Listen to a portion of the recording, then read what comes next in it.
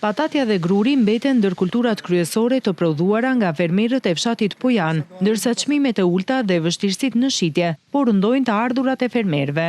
Edhe këtë sezon veror ata kanë vijuar me intensitet mbjelljet bujqësore dhe një pjesë e mirë e prodhimit është siguruar dhe nxjerrë në treg, duke u shitur si në tregjet lokale ashtu dhe për tregtar nga zona të tjera.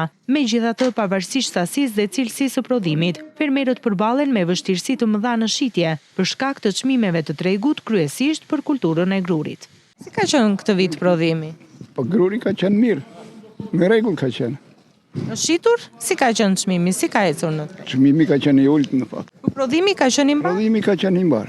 Ka grur pa shitur. Po patatet të vit si kanë qenë të prekura nga sëmundjet apo ka qenë i pastër? Po kanë qenë, ka patur e të prekura. Fermerët shprehen se kostot e prodhimit shpesh nuk mbulohen nga çmimi i shitjes, duke e bërë punën në bujqësi gjithnjë e më të vështirë. Nga patoret me grur, kam shitur po. Me kaq, jam i kënaqur më sa kisha edhe me atë 10 dyrim që kam. Si ka ecur çmimi, duke qenë se vitet e fundit ka patur problem? Shumë lulët.